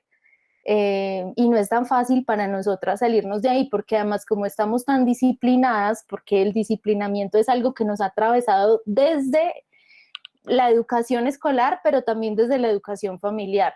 Y estamos tan acostumbradas a que nosotras siempre estamos un grado abajo y que además para poder mantener un trabajo tenemos que asumir ese lugar de opresión, que no nos damos cuenta que eso es lo que está haciendo posible que el patriarcado siga en donde está, porque por muy feministas que seamos, los espacios laborales están definiendo una situación de opresión para nosotras como mujeres en muchos aspectos, también desde el ámbito sexual. El acoso sexual es disciplinamiento, nos están diciendo que nosotras un poco es una burla al hecho de que hayamos salido de la casa. Yo sé que esto suena muy fuerte, pero es una realidad por la que se atraviesa nuestra vida. El lugar de las mujeres en la casa es el lugar correcto dentro de nuestra sociedad, y cuando nosotras decidimos salir de la casa y hacer otras cosas por fuera de la casa, somos castigadas, y el castigo es el acoso en la calle, pero también el acoso laboral, pero también la violencia económica en los pagos que nos hacen, pero también las tareitas adicionales que tenemos que hacer y ser casi las secretarias de los patrones en muchos casos, aunque ese no sea nuestro rol. Y aunque así lo fuera, terminamos siendo disciplinadas de esa manera. Entonces, bueno, creo que ese comentario de Angie me hace pensar en eso, en que sostenemos el mundo y es absolutamente importante ese sostenimiento del mundo porque necesita reconocimiento. Hay que reconocer ese trabajo que hemos hecho, pero creo que también hay que empezar a pensarlo en clave emancipatoria, o sea, hay que emanciparse. Totalmente de acuerdo. Sí, totalmente de acuerdo. Caro, de hecho, tenía una pregunta relacionada con eso, que no sé si más o menos queda como contestada. No sé si igual la idea es contestar, pero pues las reflexiones colectivas están. Pero si quieres, Caro, agregarle algo. En la que habla sobre emanciparnos. Estaba escribiendo otra, entonces estoy subiendo a ver qué fue exactamente lo que escribí. Es posible emanciparnos y generar únicamente redes de apoyo mutuos desde cada una de nuestras ramas dentro y fuera de las disciplinas. Claro, la pregunta es ya desde el cooperativismo, exactamente. O sea, como yo personalmente también pertenezco a una cooperativa de arquitectura en la que estamos tratando también como de boicotear un poco lo que se genera dentro de la sociedad colombiana de arquitectos, las grandes industrias, la industrialización de las profesiones y todos estos modelos de mercado en donde uno entra con un sueño y sale con la capacidad de adquirir deudas. Entonces, pues existe esta intención de formarnos nosotros desde redes de apoyo mutuo y todo, pero claro, esto lo hacemos nosotros porque digamos que tenemos la formación, ¿no? Por otro lado, también están otras organizaciones que si vienen desde otras realidades sociales, que la entienden y la tienen mucho más clara, lo que quiere decir el apoyo mutuo fuera del concepto del cooperativismo, es su diario vivir. Sin esas prácticas sería imposible la subsistencia en este sistema. Pero entonces, ¿cómo podemos realmente desde estos modelos cooperativistas ser más ante el modelo económico finalmente que está impuesto desde el sistema, ¿no? Porque no es, o sea, pues sí, todos tenemos que comer, Mike. Y pues hay que seguirlo haciendo. Sí, siempre. Lo que yo le digo a todo el mundo es, sí, hay que comer, comience a sembrar. Nada que hacer, no hay nada más emancipador y que lo autoconvoque a usted que reconocer que detrás de cada pepa de la manzana lo que tiene es una semilla. Pero claro, esto también tiene sus propios tiempos y todo. El cooperativismo también promueve pues estas prácticas de economía solidaria a las que no todo el mundo tampoco puede tener acceso por las necesidades inmediatas del sistema. O sea, cómo realmente también llegar a ser red para el que no puede sujetarse en este momento de la red. Sí, me hago entender con esa pregunta. Sí, sí. No, es una gran pregunta, porque yo creo que es al contrario, creo que lo más complejo es llegar a ser parte de un banco. Es mucho más fácil ser parte de una cooperativa que de un banco. Lo que pasa es que, ay, bueno, terminamos haciéndolo todo al revés. Así es como está diseñado un poco el mundo, ¿no? Pero mira, yo creo que eso que dices es muy importante porque hay unas prácticas de economía solidaria que son economía solidaria y no nos damos cuenta que lo son. Es decir, por ejemplo, la minga. Yo estos días conversaba con alguien y decía, la minga es un tipo de economía solidaria porque es que ahí está involucrado el trabajo, el alimento, todo lo relacionado con la reproducción está en la minga, pero lo importante allí es que hay un reconocimiento de esa labor, que creo que eso es algo que tenemos que empezar a trabajar, en lo que tenemos que empezar a trabajar fuertemente, y es que no hay una transacción económica en la minga. Todos trabajan, todos ponen, todos y todas están poniendo parte de su trabajo y están haciendo lo posible para que la vida suceda. Ese es un gran ejemplo de lo que es la economía solidaria y cooperativa. Ahora, el modelo específico del cooperativismo no necesariamente tiene que ver con lo financiero. Es decir, hay cooperativas financieras, hay cooperativas de trabajo, hay cooperativas de servicios. Entonces, cooperativizar es darnos cuenta que no todo está atravesado por una transacción económica y que en esa medida eso es una medida no solamente emancipatoria, sino de resistencia al sistema, porque digamos, cuando nosotros y nosotras podemos hacer intercambio de bienes y servicios sin que esté atravesado ese concepto de la bancarización en cualquiera de los conceptos en que lo veamos, desde la educación, desde las relaciones personales, amorosas, laborales, profesionales, sin que lo veamos desde ahí, desde ese proceso de bancarización, estamos haciendo un ejercicio de economía solidaria. Lo que pasa es que creo que tenemos que empezar a colectivizar ese concepto y hacerlo mucho más sonoro y hacerlo mucho más visible, porque digamos que las personas, cuando tú dices que todas las personas tenemos que comer, a través de la economía solidaria pueden resolverse un montón de situaciones de alimentación, por ejemplo, porque no necesariamente está atravesado el dinero, y también tenemos que dejar de verlo como el concepto de la solidaridad también se ha manoseado mucho, ¿no? O sea, es un manoseo de todo lado. Por ejemplo, este gobierno puso un subsidio solidario, o sea, es como, no, el Estado no tiene por qué venir a hablarme de solidaridad porque tiene unas responsabilidades. El Estado no está siendo solidario conmigo, el Estado está administrando unos recursos que tiene la tarea y la obligación de hacerlo porque son públicos, pero no me está haciendo un favor solidario. Es decir, en la solidaridad no, creo que se ha cooptado muchísimo ese concepto desde la religión y estados como este, que finalmente es un estado absolutamente camandulero y narco. Tengo que decirlo siempre que pueda, porque esto es un cartel el que nos está gobernando. Entonces, digamos que la solidaridad, como vemos, está cooptada desde muchas instituciones, pero ¿qué pasa cuando, por ejemplo, en esta pandemia nos unimos todos y todas para que lleguen alimentos a casa, a los hogares donde las personas no tienen un salario y necesitan salir a trabajar para comer, pero no pueden salir a trabajar porque se van a enfermar? Esas colectas de alimentos, por ejemplo, constituyen un gran ejemplo de lo que significa la economía solidaria, que vuelvo, insisto, se ha confundido un montón desde los discursos religiosos como caritativos o como algo, le estamos haciendo un favor a alguien, y en realidad no, estamos haciendo un intercambio de bienes y servicios, pero basados en la solidaridad, basados en el bien vivir, en el buen vivir, ¿no? Es como, ¿qué tenemos a cambio de esto? buen vivir.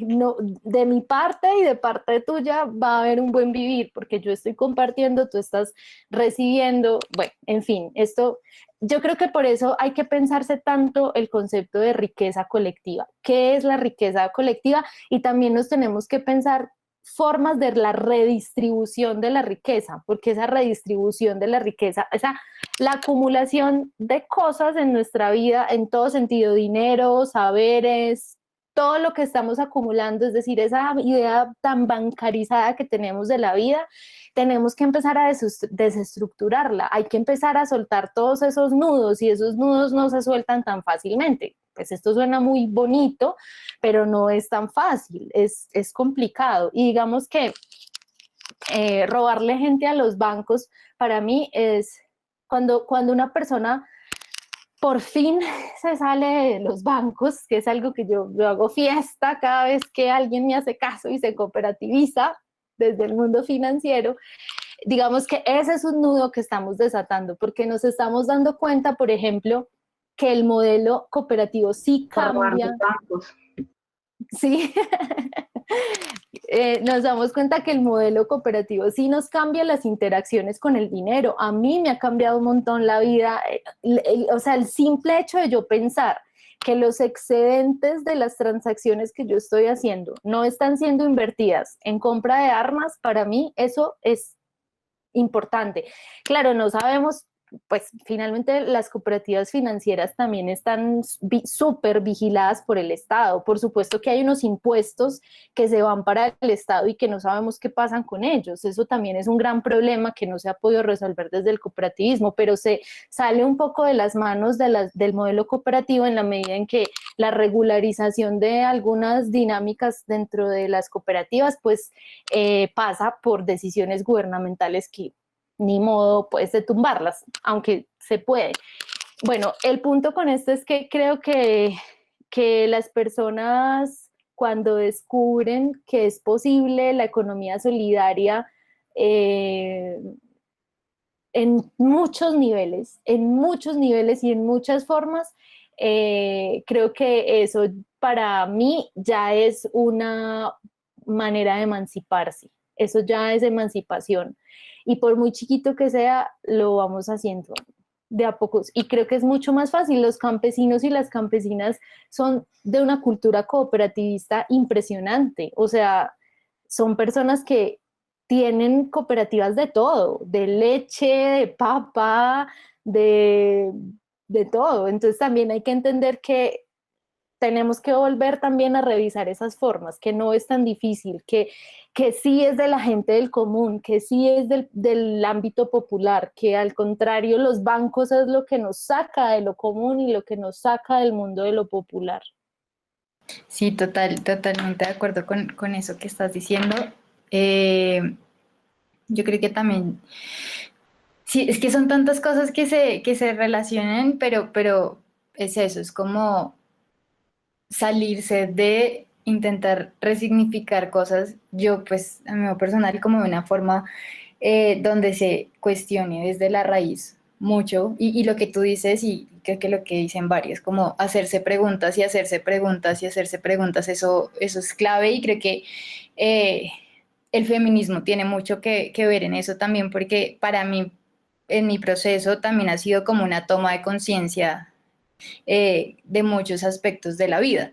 Y desde ahí también se parte como para reflexionar y como críticamente, pero también compleja y sistémicamente cómo funciona todo este universo, este planeta y la vida misma.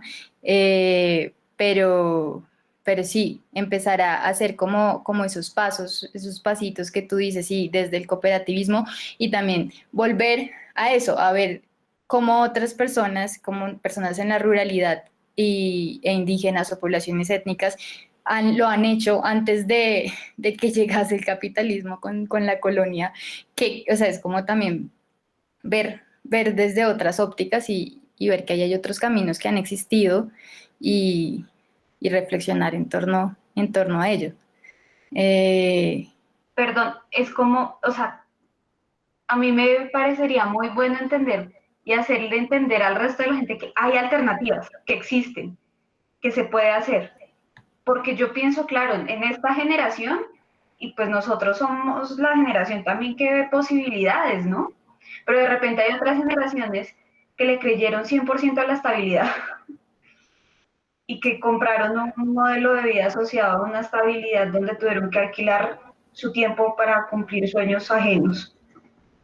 Y por ahí también todavía hay alternativas, entonces también no solamente hay como una grieta que se abre para emanciparnos, sino también para enseñar.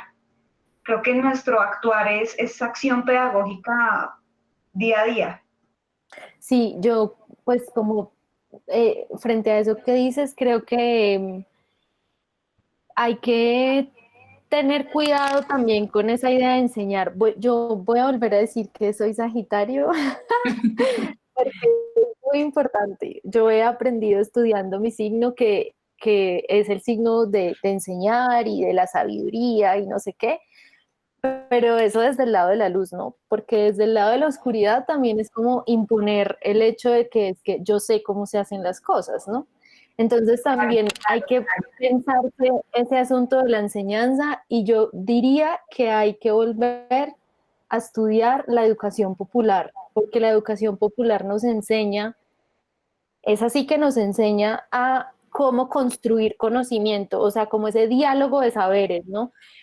Porque yo creo que las personas que basaron su vida en que son las que llaman la generación X, ¿no? Si no estoy mal, pues que es como la generación antes. Bueno, este también es un concepto muy desde el mercadeo, pero digamos, esa generación que creyó, o incluso tantos de nosotros que seguimos creyendo en que la estabilidad es como el proyecto de vida o lo que hay que alcanzar, creo que incluso ahí hay que revisar qué aprendizajes hay, ¿no? Porque también es bueno, también es importante ver que no es que estén del todo equivocados.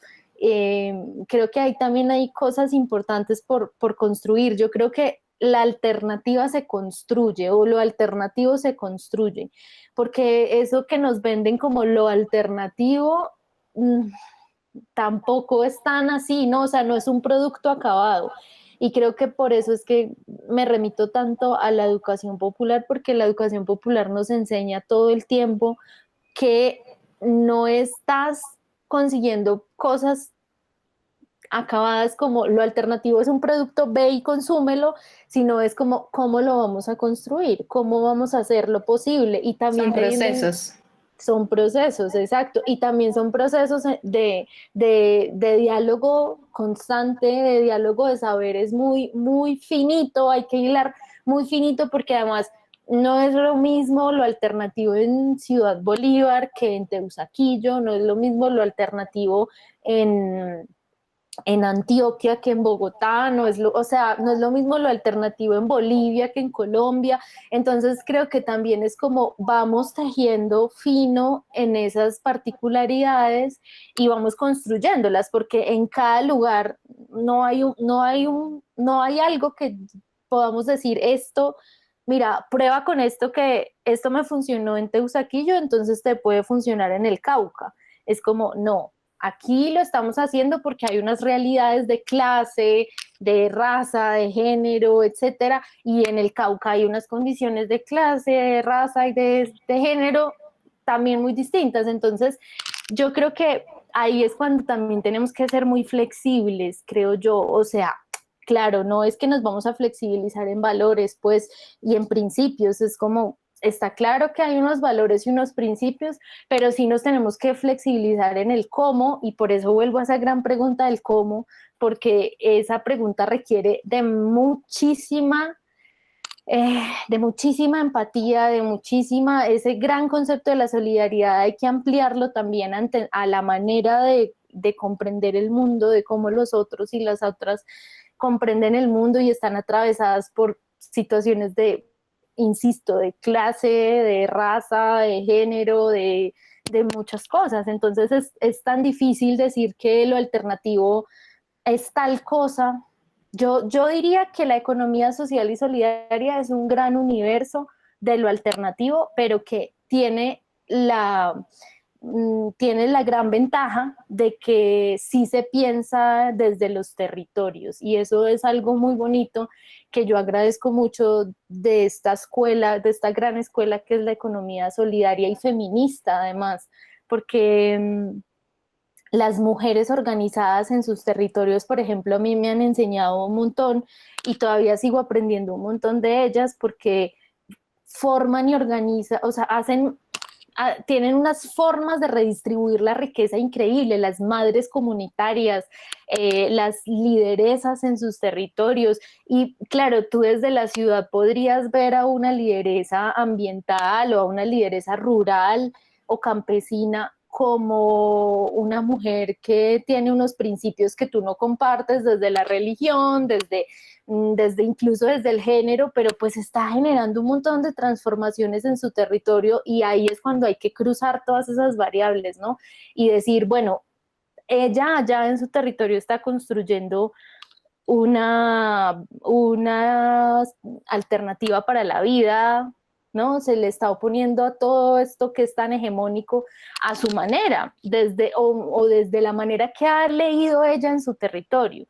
Y entonces creo que eso es algo bonito y es importante rescatarlo y ese es el gran diálogo de saberes que tenemos que aprender a entablar para lo alternativo. Total, ecología de saberes y ahí Karen comentaba como no hay recetas colonizadoras, como que es fundamental y clave. Y pues nada, yo siento que ya podemos también para ir cerrando, porque de pronto las personas tienen otras cosas por hacer en esta noche. Comida, por ejemplo. Por ejemplo, cenar. Entonces, no sé si alguien más quiera comentar algo o si ya vamos cerrando. Desde la cocina, por cierto, para que vean cómo es de doméstica esta charla. ¡Qué bueno! Así, Me así. encanta, divino eso, súper Eso también importante. es algo muy a lo que le queremos. No sé si es apostar, pero dejarlo sí fluir y es que, pues como lo decíamos al comienzo, que al salirse todo esto de lo puramente como cuadriculado y formal de una charla magistral, académica, bla, bla, bla, es eso, pues estamos acá, Caro siempre dice como sentadas en la sala, como al imaginarnos que estamos todas sentadas en la sala de la casa compartiendo, tomando un vino, un té o lo que sea y compartiendo saberes, que al fin y al cabo es eso, saberes y preguntas y reflexiones y también desaprendizajes que han sido también muy importantes a lo largo de creo que de los caminos de todas y de todos. Entonces, pues a mí me queda como agradecerte enormemente, en verdad fue y ha sido un diálogo súper bonito. Eres una genia, te admiro montones. Y nada, o sea, en verdad, muchas gracias por participar en este intercambio de palabra, por juntarte con nosotras, como seguirnos la cuerda como en este proyecto que estamos teniendo, que también va de esto, y de sentir pensar, y de desaprender, y de cuestionarnos mucho. Entonces también les agradezco a todos las que hicieron parte. En verdad son unos espacios que o sea, a mí me hacen la semana y me dan como mucha emoción y de todo. Y ya me pongo yo también emotiva, pero bueno, listo. Ay, no, muchas gracias. No, gracias a ustedes y también admiro muchísimo este tipo de proyectos. Son proyectos preciosos, súper importantes. Yo pues súper dispuesta también a aprender, o sea, es como todas estamos aprendiendo en este proyecto de la vida. Y creo que es muy importante eso de conectarnos desde las casas, desde las cocinas. Creo que hay que politizar estos espacios, como sacarlos más a la luz, sacar mucho más, reconocer mucho más este tipo de trabajos, resignificar la idea del trabajo, porque pues es fundamental para podernos emancipar. Y agradezco muchísimo de verdad esta invitación, me encanta, me parece hermoso lo que ustedes hacen, las admiro muchísimo, las respeto muchísimo porque además este trabajo colectivo, o sea, trabajar colectivamente es duro, es difícil, o sea, los seres humanos somos muy difíciles y comunicarnos es un reto siempre, pero las admiro muchísimo cuando suceden como estas iniciativas de juntarse, las juntanzas son súper bonitas, entonces muchas gracias por esto. Sí, no, muchas gracias a ti y lo que tú decías de que todas también tenemos cosas por compartir y a eso también a todas las personas que participan en cada intercambio las invitamos y es que si quieren hablar de algo, de sus saberes, desde sus sentires, desde lo que quieran, nos pueden también escribir, comunicarse con nosotros a nuestro correo o por donde se inscribieron en la página de Instagram y armamos diálogo y armamos este tipo de intercambios de palabra que siento que, como tú dices, y como hemos como también reflexionado en otros encuentros, son muy políticos y son muy transformadores y son importantes y también como que les metemos mucho la ficha porque creemos mucho en ellos.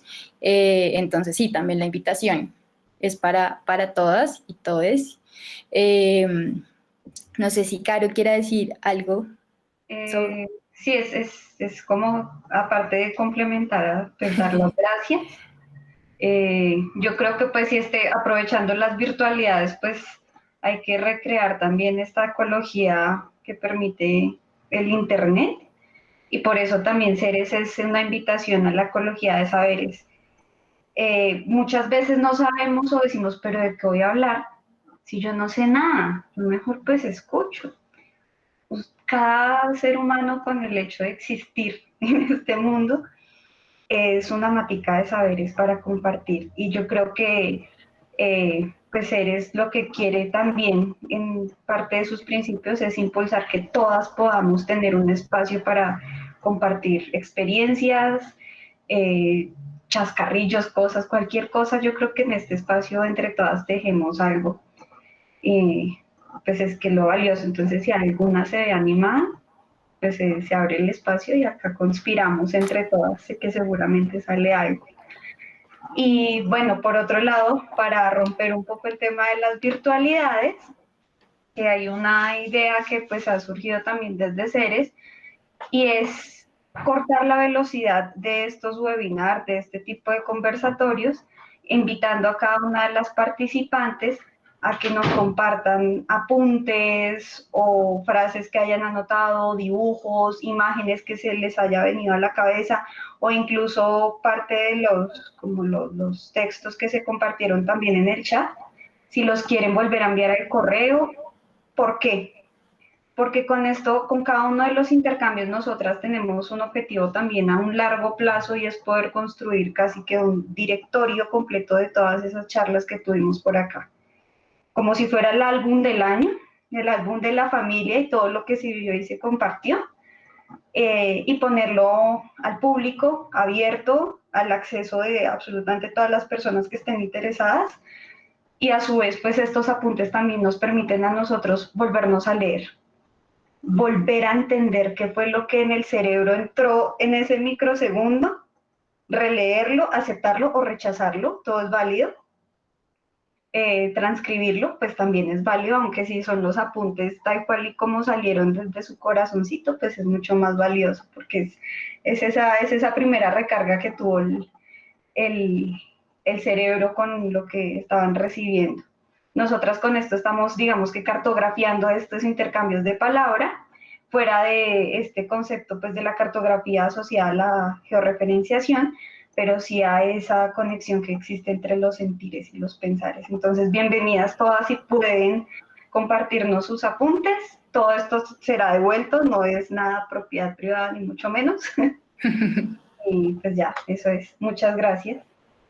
Sí, muchas gracias a todas. Y eso lo pueden mandar si no saben el correo, así pauta publicitaria chiquita, ceresinfo@gmail.com. Eso.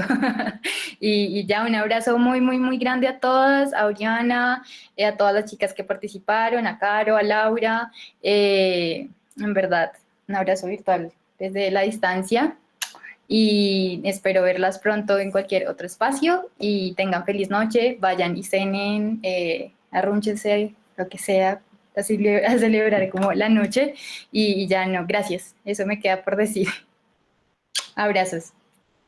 Gracias, chicas. Un abrazo para todas.